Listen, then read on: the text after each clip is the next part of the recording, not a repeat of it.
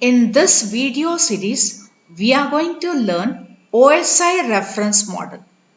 OSI indicates here Open System Interconnection. What the open denotes here? Open denotes the ability to connect any two computer systems which follows the reference model and the standards. OSI reference model is used to understand how data is transferred from one computer to another in a computer network. But if two computers are connected via the cable and connectors sharing data with the help of NIC card, that is NIC indicates here Network Interface Card, which forms a network. But if one computer is based on Windows operating system and another with Mac operating system, how these two computers will communicate with each other? To have a successful communication between computers or systems or networks or different architectures, here comes out with OSI reference model, and this model was introduced by ISO in year 1984. The Open System Interconnection Reference Model was approved as one of the international standards for communication architecture. This means that it should communicate in a platform independent manner. Open system is a kind of system that can interact for exchange of information, material or energy. In year 1977, ISO established a committee to develop an architecture for computer communication. In that case, Open System Interconnection Reference Model was the result, and in the same way, this OSI reference model was approved as one of the international standard in year 1984. This requires communicating entities, and here communicating entities are nothing but communicating systems which uses well-defined formats for exchanging various types of messages. And in the same way, they have to agree for certain things like format of data which is exchanged between two different computer systems. The next is procedures for controlling and regulating the flow of information. And the last one is correcting the errors which may generate during the transmission or during the communication or during the course. Next is protocols. These are the set of rules and conventions that govern communication between computer system connected in a computer network, which enable information flow. This means that it is a standard set of rules that allow electronic devices to communicate with each other in a network. These rules include what type of data may be transmitted, what commands are used to send and receive data, and how data transfers are confirmed.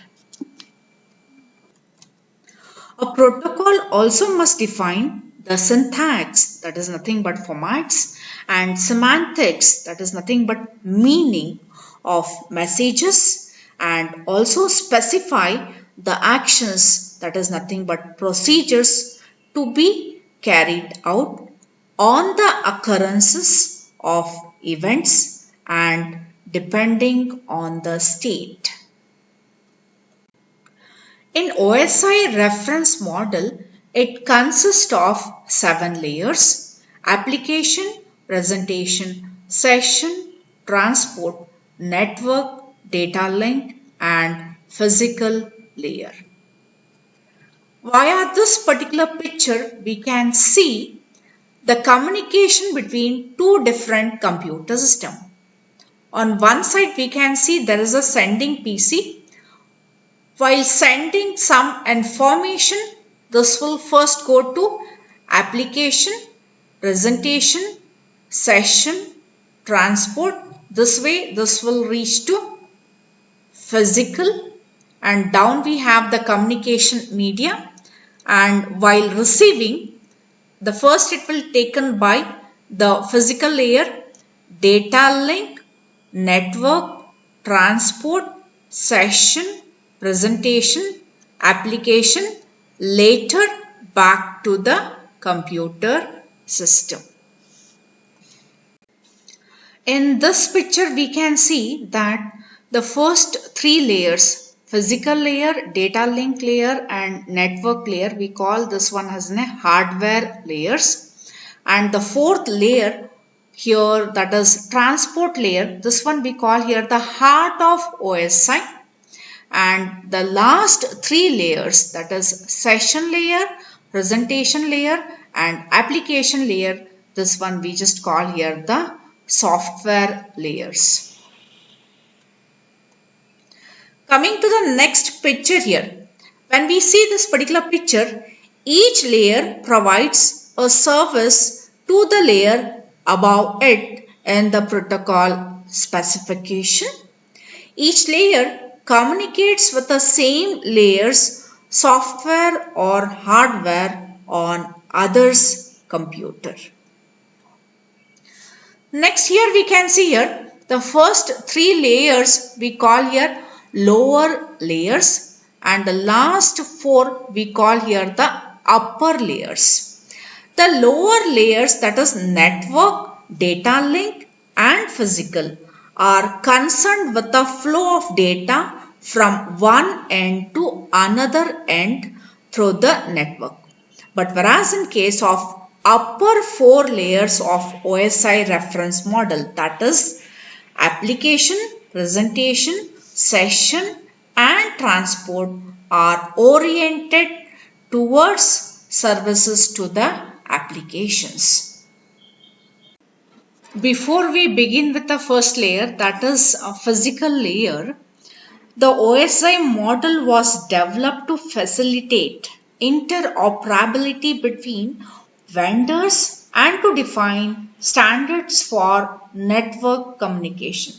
Then what is interoperability? Interoperability is nothing but the ability of computer systems or software to exchange and make use of information.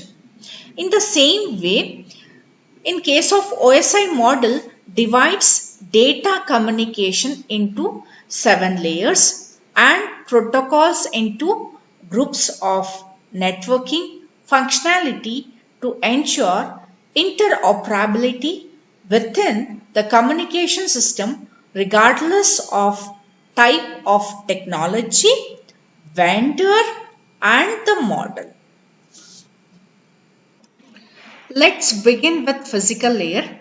The physical layer is responsible for communication of unstructured raw data streams over a physical medium.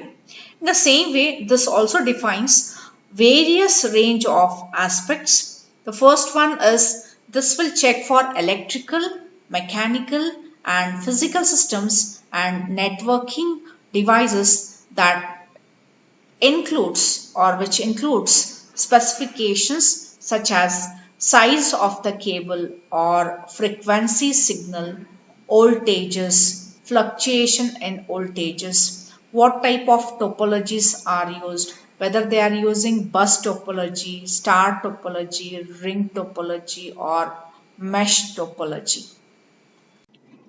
It also tells regarding about the communication modes. What type of communication modes can be used, whether they are using simplex, half duplex or full duplex. In case of simplex mode, communication is unidirectional, that is one-way communication. Whereas in case of half duplex mode, each station or any node, or it can be a system, can transmit and receive but not at the same time. When one device is sending, the other one can only receive, and vice versa. Best example for this one will be walkie-talkie. But whereas in case of full duplex, both stations or both computers can transmit and receive the data or information simultaneously.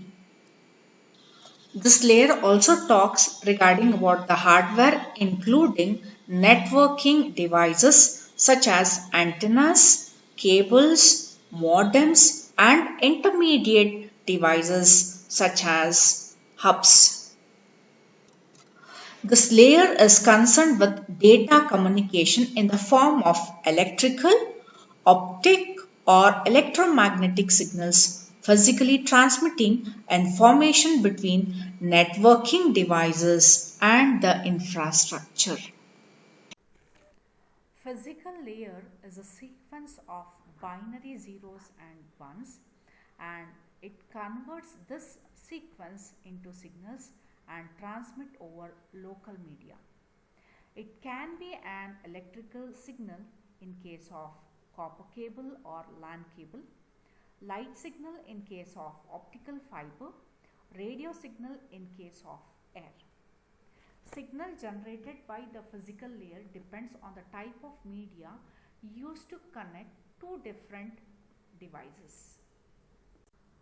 At the receiver end, the physical layer receives signal, converts it into the bits, pass it to the data link layer in the form of frame. The frame is further decapsulated as data reaches to higher layer in the OSI reference model. Once the data arrives at the application layer, this application layer makes the sender's message visible in the respective application in the receiver's system or receiver's computer, or it can be a client computer also. The next layer is data link layer. The data link layer is the second most layer in case of OSI reference model. This particular layer is responsible for delivery of message from one node to another node. Here node to node is nothing but from one terminal to another terminal. The main function of this layer is to make sure that data which is transferred from one node to another node has to be error free. The data link layer also will translate the message which are received from the network layer into bits, that is nothing but binary data, before it is transmitted to physical layer. This layer will also ensure that the initial connection has been set up, and later this layer will divide the output data, that is nothing but it will divide the message into data frames, and later adds a header which contains source and destination hardware addresses, that is nothing but senders and receivers hardware addresses. And it also handles the acknowledgements from the receivers once the data has been reached successfully at the receiver's end. This indicates that once the receiver receives a particular message or a particular data or particular information, receiver will be sending the acknowledgement back to the sender. Suppose, think that if the particular frames are lost, or if the frames are damaged, or if the frames are corrupted, in that case receiver does not receive the correct data frame and the sender is ignorant about the loss. This layer will follow, that is nothing but data link layer will follow a technique to detect errors and take necessary action. In this case, retransmission of frames will happen whenever error is detected or frames are lost. In absence of acknowledgement frames, frame retransmission is done by this particular layer. This layer consists of two sublayers. The first one is logical link control, where this particular control will deal with protocols, data flow and error control. The second one is regarding about media access control. In case of media access control, will provide control for accessing the transmission medium. It is also responsible for moving data from one NIC, that is network interface card, to another across a shared medium. Next, we will see the 5 main functions of data link layer. The first one is framing, the second one is physical addressing, the third one is error control, the fourth one is flow control, and the last one is access control. Let's see the first one, framing. Framing is one of the functions of data link layer. In this case, this will provide some way for the sender to transmit certain set of bits or a set of bits in a meaningful format to the receiver. This layer takes the packets from the network layer and later it will encapsulate this packets into frames. Then it sends each frame bit by bit on the hardware. At the receiver end, data link layer will picks up signals from the hardware and later assemble this one into the frame. This already we have seen that the output data or a particular message is divided into number of parts, and each part here we call here the frame. Coming to the second one, that is nothing but physical addressing. After creating the frames, data link layer will add physical addresses of sender and or the receiver. It can be sender or receiver, or it can be sender and receiver's addresses in the header of each frame. The third function is error control.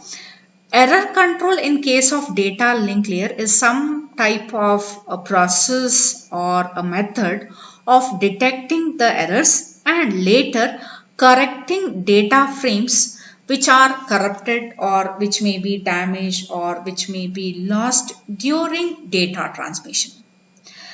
This particular function also provides some type of error correcting mechanism to sender also. The next one is flow control. In case of flow control, the data rate must be constant on both the side, that is sender side and receiver side, else data may get corrupted.